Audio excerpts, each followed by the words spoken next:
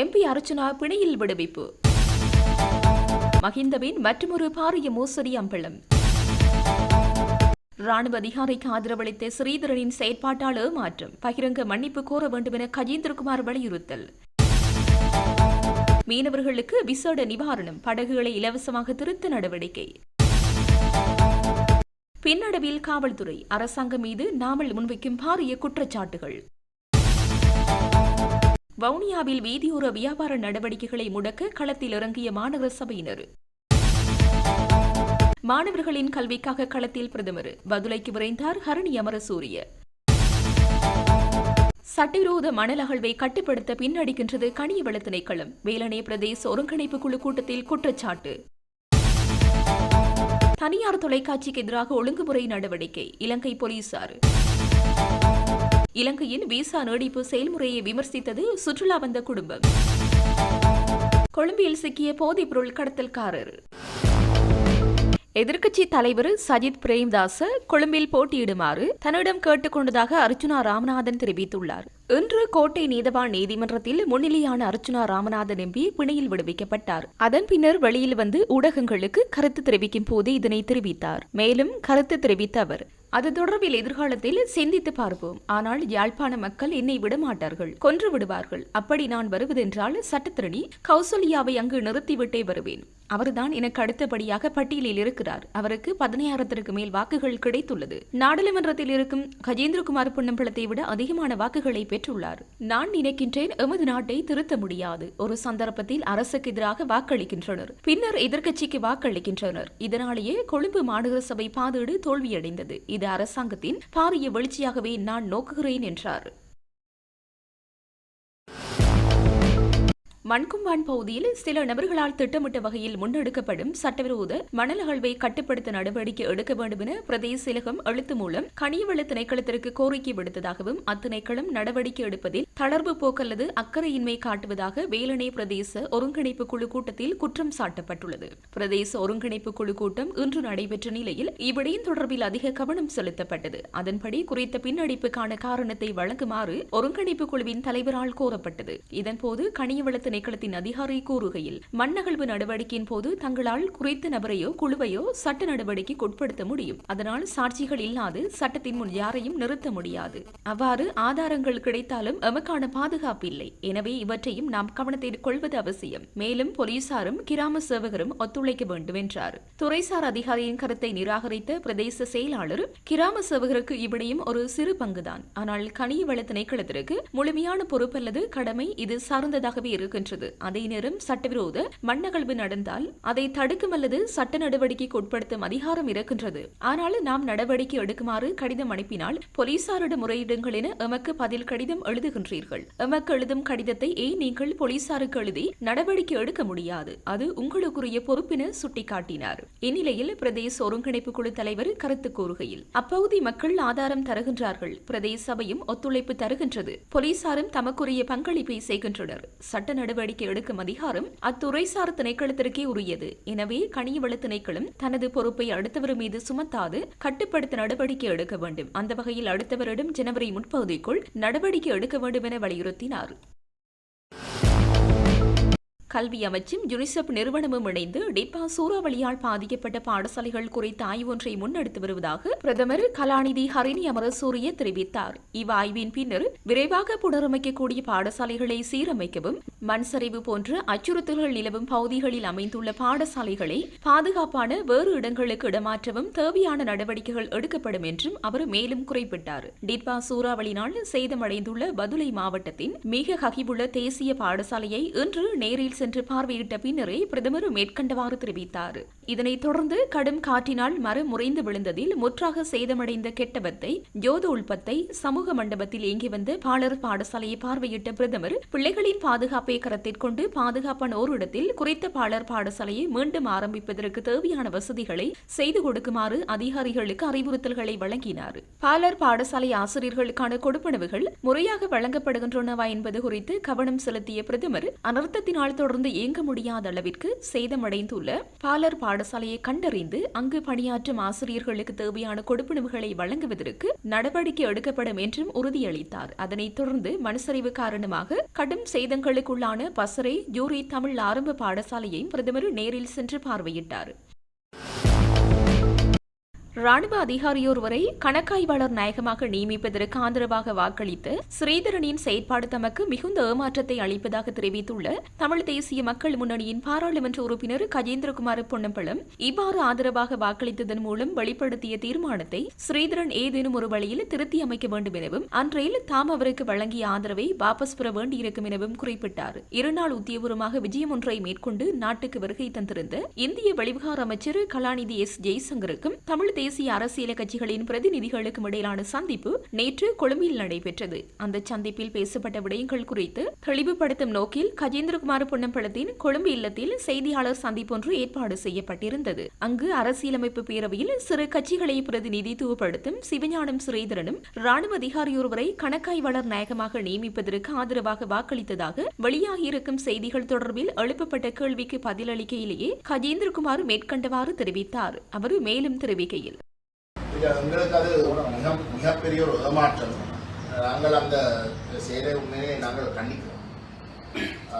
இரண்டால் நாம் குறிப்பாக நாங்கள் சொல்லணும் என்றால் தமிழ் தேசிய மக்கள் முன்னணியுடைய பாராளுமன்ற உறுப்பினர் என்ற வகையில் நான் தான் ஸ்ரீதரன் அவர்களுடைய பெயரை முன்மொழித்தேன். அந்த சபை தமிழரசு கட்சி அதை ஆமோதித்து நான் தான் முன்மொழித்தேன்.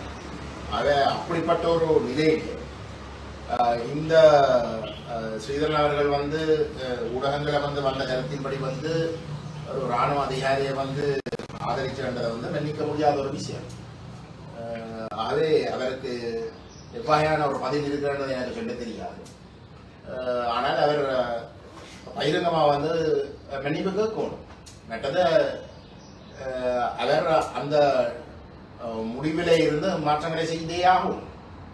அது சட்ட ரீதியாக என்ன நடவடிக்கை எடுக்கணும் என்றதை அவர் பார்க்கணும். எல்லாத்தையும் நாங்கள் அவருக்கு அந்த பதவியில வச்சிருந்த ஆதரவை நாங்கள் வாபஸ் பெற வேண்டியது. என்னோட அங்கே பொறுத்தவரையில் நாங்கள் இவ்வளவு காலத்தில் ராணுவத்தை இவ்வளவு தூரத்துக்கு ஒரு தவறான திறப்பாக சொல்லிக் கொண்டிருக்கிற இடத்துல அது எங்களுடைய முன்மொழிவில் தெரிவு செய்யப்படுற ஒரு உறுப்பினர் வகையில் நடந்து கொள்றான்றதை ஒரு விஷயமா தான் நாங்கள் பார்க்கிறோம்.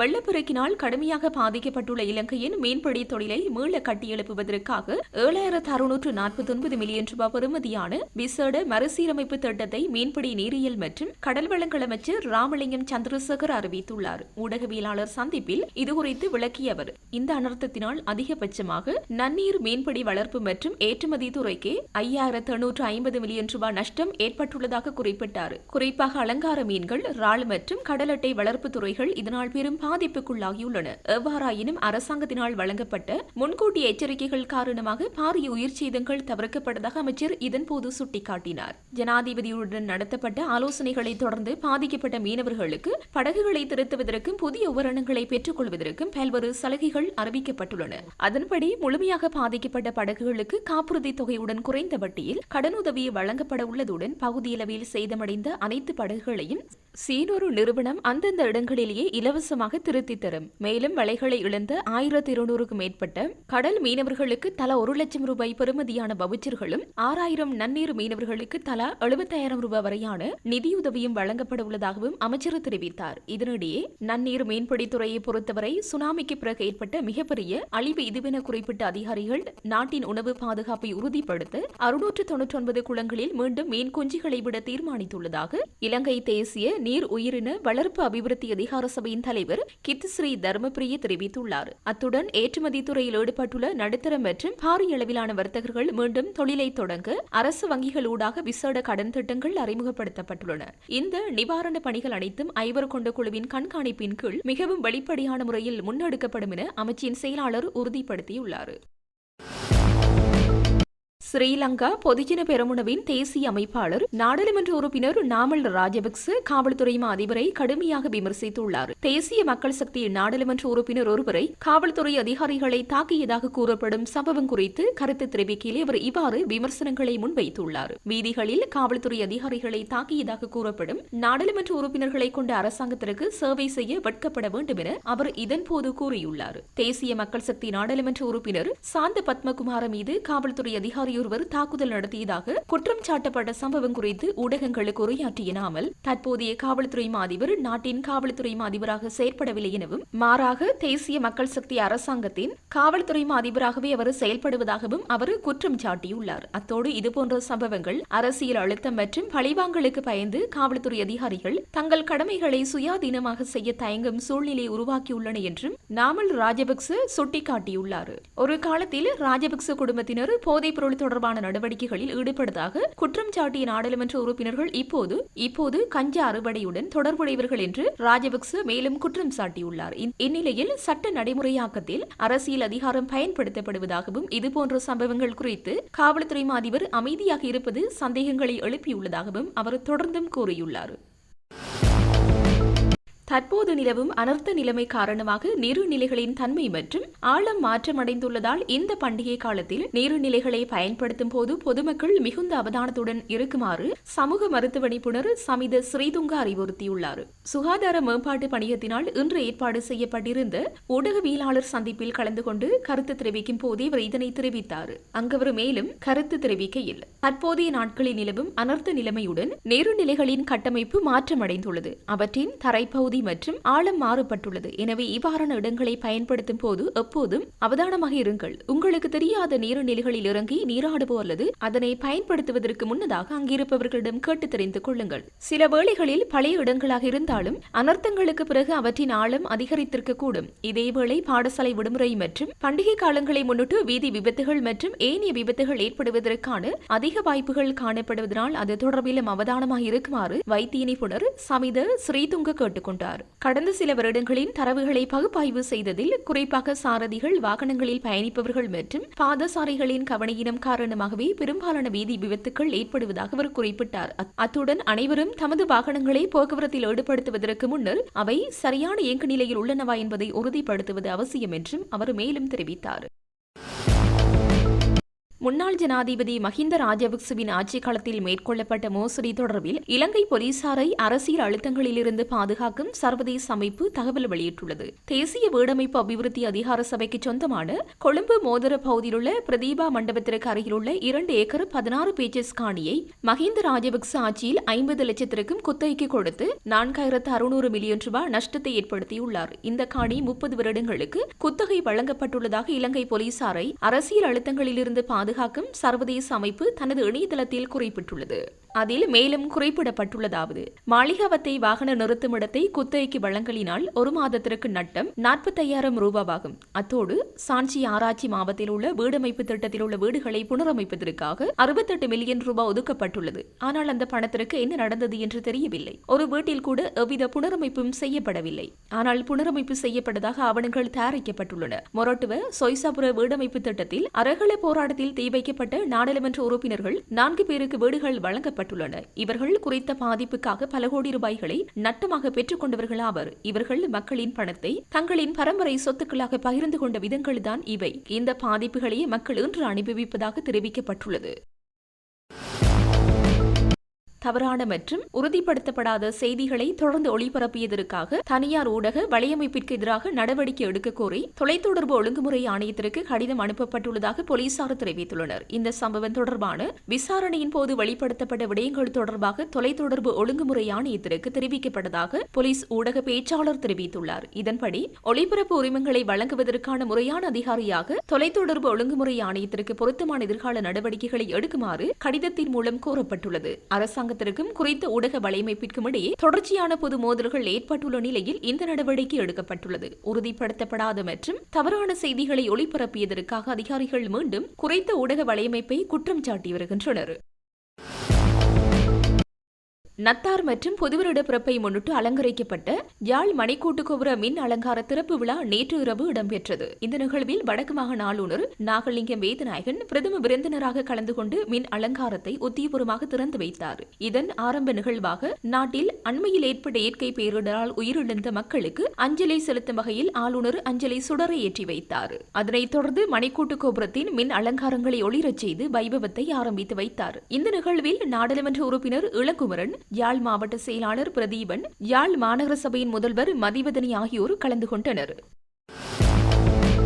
போதைப்பொருள் கடத்தல்காரரான குடு ரொஷான் என்பவர் கைது செய்யப்பட்டுள்ளார். மட்டக்குழிய பகுதியில் அமைந்துள்ள அவரது வீட்டில் வைத்து குற்றப்புலனாய்வு திணைக்கள அதிகாரிகளால் அவர் கைது செய்யப்பட்டுள்ளார். சந்தேக நபரிடமிருந்து 9 மில்லிமீட்டர் ரக பிஸ்டல் ஒன்றும் அதற்கு பயன்படுத்தப்படும் 3 தோட்டாக்களும் கைப்பற்றப்பட்டதாக போலீசார் தெரிவித்தனர். இது தொடர்பான மேலதிக விசாரணைகளை குற்றப்புலனாய்வு திணைக்களம் மேற்கொண்டு வருகிறது. இதனிடையே அம்பலாங்குட நகரில் உள்ள வர்த்தக நிலையம் ஒன்றின் முகாமியாளர் சுட்டுக் கொல்லப்பட்ட சம்பவத்திற்கு உடந்தையாக செயற்பட்ட சந்தேக நபர் ஒருவர் கைது செய்யப்பட்டுள்ளார். குற்றப்புலனாய்வு திணைக்களத்தின் நிதி குற்றப்புலனாய்வு பிரிவினரால் கொள்ளுப்பட்டி பகுதியில் வைத்து இவர் கைது செய்யப்பட்டுள்ளார். கடந்த திங்கட்கிழமை காலை அம்பலாங்கொடையில் உள்ள வர்த்தக நிலையத்திற்குள் புகுந்து இனம் தெரியாத 2 துப்பாக்கிதாரிகள் முகாமியாளரை சுட்டுக் கொன்றுவிட்டு தப்பிச் சென்றிருந்தனர். அவர்கள் பயணித்த மோட்டார் சைக்கிள் அம்பலாங்கொட குருதுவத்த ஆந்தாந்தோள வீதியில் கைவிடப்பட்ட நிலையில் பின்னர் மீட்கப்பட்டது. துப்பாக்கிச் சூட்டின் பின்னர் துப்பாக்கிதாரிகள் இருவரும் பயணித்து குறித்த மோட்டார் சைக்கிளை அந்த இடத்திற்கு கொண்டு வந்தவர் இவரே என போலீசார் மேற்கொண்ட விசாரணைகளில் தெரிய வந்துள்ளது. சம்பவம் தொடர்பான ஏனைய சந்தேக நபர்களை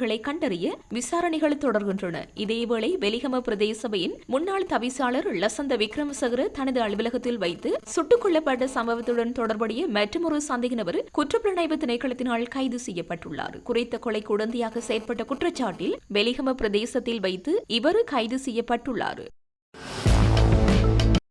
வவுனியாவில் வீதியோர வியாபாரங்களை அகற்றும் செயற்பாட்டினை வவுனியா மாநகர சபை முன்னெடுத்து வருகிறது. நத்தார் பண்டிகை மற்றும் புத்தாண்டு வியாபாரம் வவுனியாவில் களை கட்டிய நிலையில் வர்த்தக நிலையங்களுக்கு முன்பாக நடைபாதையை தடை செய்யும் முகமாக கொட்டகை அமைத்து வியாபார நடவடிக்கைகள் மேற்கொள்ளப்பட்டு வருகின்றன. அத்தோடு வீதியோரங்களிலும் பொதுமக்களுக்கு இடையூறு ஏற்படும் வகையில் அங்காடி வியாபார நடவடிக்கைகள் முன்னெடுக்கப்பட்டு வருகின்றன. இதன் காரணமாக பொதுமக்கள் பெரும் சிரமத்திற்குள்ளாகி வருவதோடு விபத்துகளும் ஏற்படும் காரணமாகிறது. இந்நிலைமையை கருத்திற்கொண்டு மாநகர சபையினால் பாதை மற்றும் வீதியோரங்களை ஆக்கிரமித்து வியாபாரத்திற்காக அமைக்கப்பட்டுள்ள கொட்டகைகளையும் அவற்றில் உள்ள பொருட்களையும் அகற்றும் செயலில் மாநகர சபை வருமான வரி பரிசோதகர்கள், பொது சுகாதார பரிசோதகர்கள் உள்ளிட்ட உத்தியோகத்தர்கள் ஈடுபட்டுள்ளனர். அரசு நிர்வாக சீர்கேடு காரணமாக கால்நடைகள் வளர்ப்போர் எண்ணிக்கை யாழ்ப்பாணத்தில் குறைகின்றது என தெரிவிக்கப்பட்டுள்ளது. இது தொடர்பான ஊடக சந்திப்பு யாழ் ஊடக மையத்தில் இன்று நடைபெற்றது. இது தொடர்பில் மேலும் தெரிய வருகையில், வணக்கம், நான் மகேஸ்வரன் கிரீசன். யாழ்ப்பாணம் அல்லப்பட்டி கிராமத்திலே இயற்கை விவசாயம் மற்றும் கால்நடை வளர்ப்பு, ஆரோக்கிய உணவு சார்ந்த வேலை திட்டங்களிலே ஈடுபட்டு வருகின்றேன். கடந்த 10 ஆண்டுகளாக நான் கால்நடைகளை வளர்த்து வருகின்றேன். அதிலும் என்னிடம் 27 வரையான மாடுகள் தற்போது உள்ளன. அதே நேரம் தற்போது நான் எதிர்நோக்குகின்ற மிக முக்கியமான பிரச்சனைகளாக இந்த கால்நடை வளத்தை நான் பாதுகாத்து கொள்வதிலே பல இடர்பாடுகளை எதிர்நோக்கி கொண்டிருக்கின்றேன். கடந்த 2 வருடத்துக்கு முன்பு நான் கால்நடை களவுகள் தொடர்பாக எனக்கு ஏற்பட்டிருந்த அபாயம் தொடர்பாக வடக்கு மாகாண ஆளுநர் செயலகம், யாழ்ப்பாணம் மாவட்ட செயலகம், வேலனை பிரதேச செயலகம், இலங்கை மனித உரிமை ஆணைக்குழு மற்றும் இதே ஊடக மையத்திலும் ஒரு ஊடகவியலாளர் சந்திப்பையும் செய்திருந்தேன். அதுக்கு பிற்பாடு எனக்கு கூடுதலாக எழுத்து மூலமாக எல்லாருமே பாதுகாப்பு விடயம் தொடர்பாக என்னுடைய வாழ்வாதார பாதுகாப்பு கோரிக்கைக்கு கடிதங்களை தந்திருக்கின்றார்கள். ஆனால் தொடர்ச்சியாக இந்த கால்நடை களவுகள் என்பது இடம்பெற்று கொண்டுதான் இருக்கின்றது. இந்த பாதிப்புகள் என்பது எனக்கு மட்டுமான பாதிப்புகள் அல்ல, தீவகம் முழுவதும் மற்றும் யாழ்ப்பாண மாவட்டத்திலே மத்திய பிரதேச செயலர் பிரிவுகளிலும் இந்த இவ்வாறான பாதிப்புகள் இருக்கின்றன. வேலனை பிரதேச செயலர் பிரிவை பொறுத்தளவிலே 420க்கும் மேற்பட்ட பண்ணையாளர்கள் இருக்கிறார்கள், பதிவு செய்யப்பட்ட பண்ணையாளர்கள். 2000 தொடக்கம் 3000 மாடுகள் உள்ளன.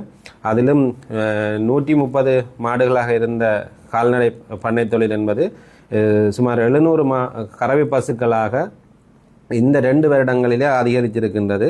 அதே நேரம் 2000 லிட்டர் பாலை தீவகத்திலிருந்து தென்னிலங்கைக்கு போகின்ற ஒரு சூழல் இருக்கின்றது. 3500 தொடக்கம் 4000 வரையான ஆடுகள் தீவகத்திலே இருக்கின்றன. அல்லப்பட்டி கிராமத்திலே கடந்த 90ஆம் ஆண்டு உள்ளக இடப்பெயர்வின் போது கைவிட்டு செல்லப்பட்ட சுமார் 4000க்கும் மேற்பட்ட மாடுகள் இறைச்சியாக்கப்பட்டு இல்லாமல் செய்யப்பட்டு 2015ஆம் ஆண்டு காலப்பகுதியிலே எந்த ஒரு மாடும் இருக்கவில்லை, கட்டாக்காளி மாடுகள். இதே நேரம் தீவக பிரதேசங்கள் இல்லாமல் சேர்த்தால் 30,000க்கு மேற்பட்ட மாடுகளாக அதைவிட கூடுன தொகையாக இருக்கும். இது ஒரு நாட்டின் அரசாங்கத்துக்கு கிடைக்க வேண்டிய ஒரு சொத்தாக இருக்கின்றது. அதே நேரம் இந்த கால்நடை களவுகள் மூலம் ஒரு உணவு இறைச்சியாக கிடைக்கிற ஒரு மக்களுக்கு கிடைக்கிற உணவு சுகாதாரமற்ற முறையிலும், மற்றது மாடுகளுக்கு இருக்கின்ற பிரச்சனைகள் நோய்கள் இருந்தால் கூட அந்த இறைச்சியை தான் யாழ்ப்பாண மக்கள் உண்ணுகின்ற ஒரு சூழலும் இருக்கின்றது சட்டவிரோதமாக கிடைக்கின்ற இறைச்சிகள் மூலம். ஆனால் கால்நடைகளை பாதுகாக்க இலங்கையிலே மிக பலமான சட்டம் இருக்கின்றது. 1958ஆம் ஆண்டு 29ஆம் இலக்க விலங்கு சட்டம் இருக்கின்றது. இந்த சட்ட நடைமுறைகள் கால்நடை உற்பத்தி சுகாதார திணைக்களம் பண்ணையாளருக்கு மிக இறுக்கமான நடைமுறைகளை பின்பற்றுகிறார். உதாரணமாக ஒரு காது தோடு பின் விழுந்தாலே நாங்கள் போலீஸில் ரிப்போர்ட் எடுத்து கொடுத்தா தான் அந்த தோடு பின் கிடைக்கும். ஆனால் இந்த இறைச்சியாக்கல் விடயத்திலே யாழ்ப்பாண மாவட்டத்திலே நடக்கின்ற இறைச்சியாக்கல் விடயங்கள் என்பது மிகப்பெரிய நிர்வாக சீர்கேடுகள் அதுக்குள்ளே இருக்கின்றது. ஒரு திணைக்களம் மத்திய திணைக்களத்தை பிடித்து கொடுக்க முடியாத சூழல் தான் இருக்கின்றது. நான் தொழிலை ஆரம்பிக்கின்ற போது 75,000 ரூபாய் பெறுமதியில் இருந்த ஒரு கறவை பசு இப்போது 4 லட்சம் ரூபாய்க்கு மேற்பட்ட பெறுமதியிலே இருக்கின்றது. நான் 2015 நான் சொல்கிறது இப்போ 2025. அப்போ இது அதே நேரம் கடந்த 18/12/2025 என்னுடைய பண்ணையிலே என்னுடைய வளர்ப்பு ஞாமன் மாடொன்று இரவு களவு போயிருந்த சூழல் இருந்தது. இப்படி ஏராளமான நிறைய பாதிப்புகளை எதிர்நோக்குவதனால் கால்நடை வளர்ப்பை கைவிட வேண்டிய நிலைக்கு நான் தள்ளப்பட்டிருக்கின்றேன். இதுக்கு அடிப்படையிலே பொறுப்பு கூற வேண்டியவர்கள் இருக்கக்கூடியவர்கள் பொறுப்பாக நடந்து கொள்ளாத ஒரு சம்பவம் தான் இதுக்கு அடிப்படை காரணமாக இருக்கின்றது. கடந்த 2024ஆம் ஆண்டு 2ஆம் மாதம் 9ஆம் தேதி மாவட்ட விவசாய குழு கூட்டத்திலே முன்னாள் அரசாங்க அதிபர் சிவபாலசுந்தரன் ஐயா முன்னிலையிலே மிக இறுக்கமான ஒரு தீர்மானம் ஒன்று எடுக்கப்பட்டிருந்தது. அதிலே பொறுப்பு கூறுவர்களாக உதவி போலீஸ் மா அதிபர், பிரதேச சபை செயலாளர், கால்நடை வைத்தியர்கள், பிரதிப்பணிப்பாளர், கால்நடை உற்பத்தி சுகாதார திணைக்களம் போன்றோர் அதில் பொறுப்பு கூற வேண்டியவர்களாக இருந்தார்கள். இந்த கால்நடை விவகாரம் தொடர்பாக அங்கு பேசப்பட்டு மிக இறுக்கமான நடைமுறைகளை கொண்டு வரும்படியும் அவர் உத்தரவிட்டிருந்தார். ஆனால் அதற்கு பிற்பாடும் எங்களுடைய கிராமங்களிலே தீவக மண்ணிலே ஏராளமான பசுக்கள் 15க்கு மேற்பட்ட பசுக்கள் களவு போயிருக்கின்றன.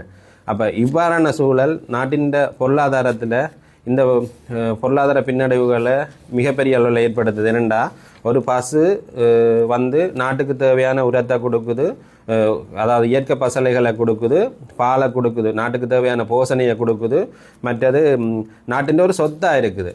அப்போ அடுத்த சந்ததிக்கு தேவையான ஒரு தங்கி வாழ்கிற ஒரு சமூகம் இல்லாமல் நாங்கள் இன்றைக்கு மொத்த உள்நாட்டு உற்பத்தியில் வடக்கு மாகாணம் 4% தான் மொத்த உள்நாட்டு உற்பத்திக்கு இங்கேருந்து பங்களிப்பு செய்கிறோம். ஆனால் முந்தி வெங்காயத்தை அனுப்புகிற நாங்கள் வேறு உற்பத்தி அனுப்புகிறாங்க. இப்போ பாலை தென்னிலங்கைக்கு அனுப்புகிற அளவுக்கு நாங்கள் வளர்ந்துருக்கிறோம். அது ஒரு நல்ல விஷயம்.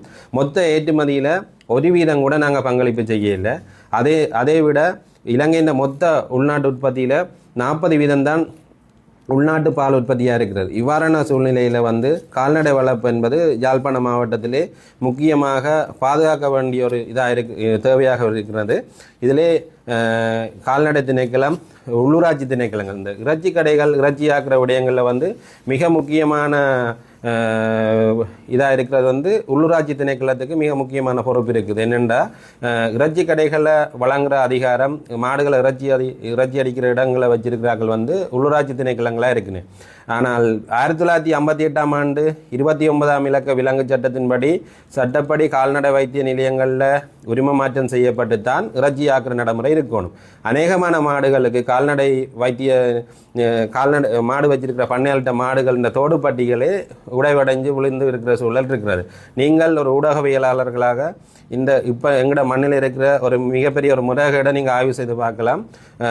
15 இந்த கால்நடை வைத்திய நிலையங்கள் இருக்குன்னு சொன்னால் நெடுந்தீவில் மாதத்துக்கு 20 வரையான மாடுகள் இறைச்சியாக்கப்படுற சம்பவம் இருக்குன்னு சொல்லி ஒரு 2 வருஷத்துக்கு முதல் நடந்த ஒருங்கிணைப்பு கூட்டத்தில் நான் கேள்விப்பட்டேன். ஆனால் இதே அங்கே ஒரு 1100 குடும்பம் இருக்கிற அந்த கிராமத்தில் அந்தளவு இருக்குன்னு சொன்னால் மற்ற பிரதேசங்களில் வேலனையில் ஒரு இறைச்சி கடையும் இல்லை.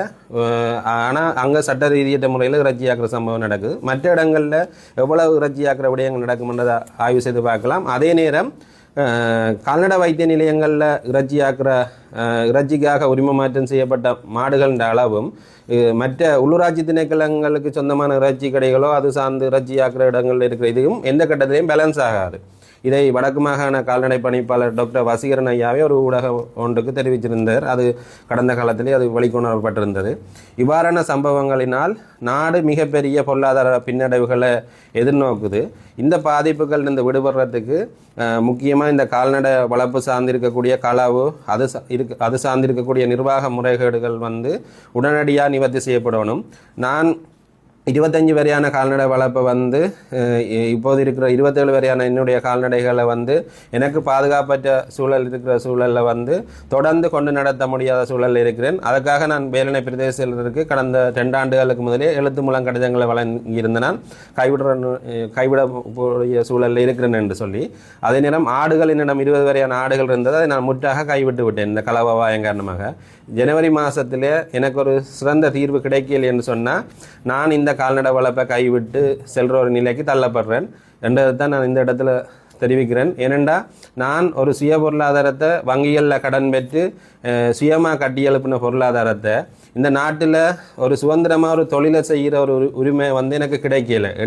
அப்போ நான் ஒரு வெளிநாட்டில் போய் வேலை செய்யணுமெண்டோ அல்லது ஒரு அரசாங்கத்தில் ஒரு வேலையோ நான் எதிர்பார்க்கல. எந்த சொந்த காலில் நிற்கிறதுக்கு இந்த மண்ணில் ஒரு தொழிலை சுதந்திரமாக செய்கிறதுக்கு நேற்று நான் போலீஸ் நிலையத்துக்கு முறைப்பாடு தெரிவிக்க போயிருந்தேன். நான் 12:30 போனேன். நான் 2 மணி வரை இருந்துட்டு விட்டுட்டு வந்தேன். நான் என்னென்னா தமிழில் எழுதுறதுக்கு ஒரே ஒரு ஆஃபீஸர் தான் இருக்கிறார். அந்த ஆஃபீஸரை பார்க்கவே எனக்கு கவலையாக இருந்தது. என்னென்னா அவர் அவ்வளோ எழுதி கண்டிருக்கிறார். அந்த லாபத்துக்கு தான் எங்கிட்ட நிலைமை இருக்குது. அப்போ என்னட்ட கடந்த முறை ஆடுகளை போயிட்டுன்னு சொல்லி முறைப்பாடு தெரிவித்தா 3 நாளுக்கு பிறகு தான் போலீஸ் பார்த்தவன். அப்போ எனக்கு போலீஸில் போய் முறைப்பாடு தெரிவிக்கிற அளவுக்கும் எனக்கு அதில் திருப்தி இல்லை. ஏனெண்டா இவ்வளோ களவு போய்க்க இவ்வளோ இறைச்சி ஆக்கைக்க ஒரு மாடு அடிச்சிச்சினியா இருந்தால் 50 கிலோ வரையான இறைச்சி கிடைக்குது. அது உள்ளூருக்கையோ இல்லை வெளியூர்லையோ சந்தைப்படுத்திக்க அதை பிடிக்கக்கூடிய கட்டமைப்பு எங்கள்கிட்ட இருக்குது. பிரதேச சபைகள் உள்ளூரில் இருக்கிற சுயதொழில் முயற்சியாளர்கள் சின்ன சின்ன தொழில்களை நசுக்கிறது அல்லது அது சம்பந்தமாக பிடிக்கிற வேலைகள் எல்லாம் செய்வினேன். ஆனால் பெரிய பெரிய இந்த இவ்வாறான மோசடி சம்பவங்களில் எந்த ஒரு கட்டுப்பாடுகளையும் விதிக்கிறீர்கள். இது அடிப்படையில் பிரதேச சபையாலேயே கட்டுப்படுத்தலாம். பிரதேச சபைகள் தங்களோட பிரதேசங்களில் இருக்கிற சட்ட ரீதியற்ற இறைச்சியாக்குற விடயங்களை கட்டுப்பாட்டுக்கு கொண்டு வரணும். பொது சுகாதார பரிசோதகரோடாக இந்த நடைமுறைகளை கொண்டு வந்தாலே முதல் கட்டமாக இந்த விடயங்களுக்கு தீர்வாக இருக்கும். இந்த இடத்துல நான் துறை சார்ந்த எல்லார்ட்டையும் கேட்டுக்கொள்கிறது, நான் ஒரு இயற்கை வழி விவசாயியாக என்னுடைய விவசாயத்துக்கு பிரதான பங்களிப்பு செய்கிறது மாடுகள். அதே நேரம் நான் இறைச்சிக்கு விற்பனை செய்கிறேன் என்ற ஒரு மனநிலையோடையும் இருக்கிறதால நான் மிக உளவியல் ரீதியாக இந்த என்னுடைய மாடு களவு போன சம்பவங்களால் பாதிக்கப்பட்டிருக்கிறேன். ஏன்னா நான் நாங்கள் ஞாபகம் கண்டு போட்டாலே அதுக்கு கூட பாலை விட்டு அப்படித்தான் நாங்கள் வளர்க்குறோம். நாங்கள் இப்படி இருக்கிற சூழலில் எந்த வாழ்வாதாரத்தை பாதித்ததோட எந்த மன நிம்மதியும் நான் உழைக்க வேண்டிய ஒரு வருமானத்தை கால்நடை திருடர்கள் வருடாந்தம் கொண்டு செல்கிற சூழலும் இருக்கிறது என்ன மிக வெகுவாக பாதிக்கிறதுன்றது மட்டுமில்லை, இந்த நாட்டையும் வெகுவாக பாதிக்கிறது என்றால் பொருளாதார ரீதியாக.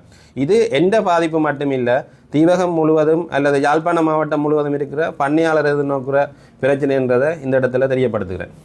நீங்கள் இது சம்பந்தமாக உயர் அதிகாரிகளோடு யார் சந்திச்சு முறைப்பாடு செய்திருக்கிறீர்கள்? நான் கடந்த வருடம் எழுத்து மூலமான கடிதங்களை வழங்கிவிட்டு துறை சார்ந்த அதிகாரிகள் வடக்கு மாகாண ஆளுநரை சந்திக்க ஆளுநர் செயலகத்திலிருந்து முறைப்பாட்டை கையளித்திருந்தேன். அதே நேரம் உள்ளூராட்சி ஆணையாளர் அப்போது பிரணவநாதன் சார் இருந்தவர், அவரை சந்திச்சிருந்தேன் நான். அதே நேரம் யாழ் மாவட்ட அரசாங்க அதிபரை சந்திச்சிருந்தேன், அன்றைய காலப்பகுதியில் இருந்த அரசாங்க அதிபர். அதே இலங்கை மனிதோரிமை ஆணைக்குழுவுக்கு போய் என்னுடைய முறைப்பாடுகளை தெரிவிச்சிருந்தேன்.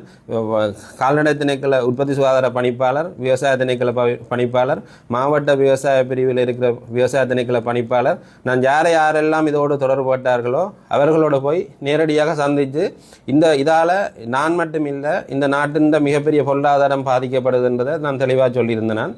ஆனால் இதில் ஒருத்தர் சாட்டி தான் இதை தப்பித்து கொள்ளுங்க. இது மிகப்பெரிய ஒரு நிர்வாக முறைகேடுன்றது தான் இதுக்கு இருக்கிற விஷயத்துக்கு காரணம். இதை யாரும் கதைக்க துணியே இல்லை. ஆனால் நான் யோசித்து பார்த்தேன், இந்த நாடு இவ்வளோ பொருளாதார பின்னடைவு இருக்கிறதுக்கும் இலங்கை இவ்வளோ பின்னோக்கி போகிறதுக்கும் காரணம் இங்கே இருக்கிற நிர்வாக சீர்கேடுகள் தான் அடிப்படை காரணமாக இருக்குது. ஏனெண்டா இந்த இவ்வளோ மாடுகள் அழியேக்க இவ்வளோ மாடுகள் இறைச்சிக்கு போக ஒரு நாட்டின் வளம், ஒரு நாட்டின் ஆரோக்கியத்தை தர ஒரு பால் உற்பத்தி தர ஒரு பசுக்கள் கொலை செய்யப்படைக்க எல்லாம் எல்லாருமே சம்பளம் வந்தால் காணுமென்ற ஒரு மனநிலையில் தான் வேலை செய்துட்டு இருக்கிறேன். ஆனால் ஒரு உள்ளுணர்வு நாட்டுக்காக வேலை செய்கிற ஒரு மனநிலையை காண இல்லை இந்த கால்நடை விடயத்தில். அப்போ இது இதில் நான் மிக முக்கியமாக உள்ளூராட்சி திணைக்களமும் கால்நடை திணைக்களமும் இந்த பொறுப்பு குரலை ஏற்றுக்கொள்ளணும்.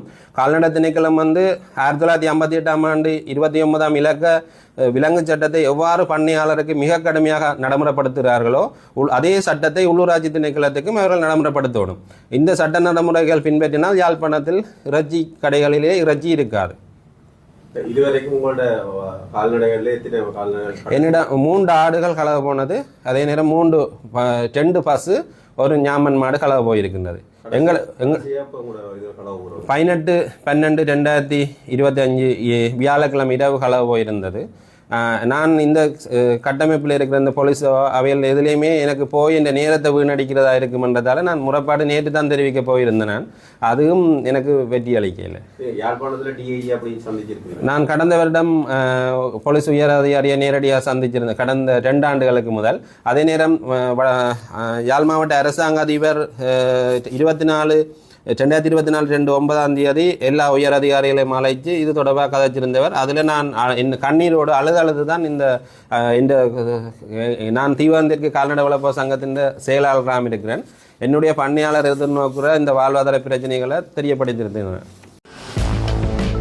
நாட்டுக்கு சுற்றுலா பயணமாக வந்த ஒரு குடும்பம் விசா காலத்தை நீடிக்க முயன்ற போது எதிர்கொண்ட சிரமங்களை வெளிப்படையாக பகிர்ந்து கொண்டுள்ளது. இந்த செயல்முறையை அவர்கள் இதுவரை சந்தித்த மிக வேதனையான அனுபவம் என விவரித்துள்ளனர். டிக்டாக் பிரபலங்களான இந்த குடும்பம் த ஹட்சின்சன்ஸ் என்று அழைக்கப்படுகிறார்கள். இலவச விசா திட்டத்தின் கீழ் இலங்கைக்கு வந்து பத்திரமுலையில் உள்ள குடிவரவு மற்றும் குடிகளவு திணைக்களத்தில் விசா காலத்தை நீடிக்க முயன்றனர். ஆன்லைன் விசா நீடிப்பு விண்ணப்பத்தை சமர்ப்பித்த பின்னர் வழக்கமாக வர வேண்டிய கட்டண உறுதிப்படுத்தல் மின்னஞ்சல் வராததால் அந்த குடும்பம் நேரடியாக குடிவரவு அலுவலகத்திற்கு செல்ல வேண்டிய நிலை ஏற்பட்டதாக அவர்கள் தெரிவித்துள்ளனர். மேலும் குடிவரவு அலுவலகத்தில் நீண்ட வரிசைகள், அதிக கூட்டம், மேலும் தெளிவான வழிகாட்டல் மற்றும் தகவல் தொடர்பு இல்லாமை காரணமாக பெரும் குழப்பம் ஏற்பட்டதாக தெரிவித்துள்ளார்.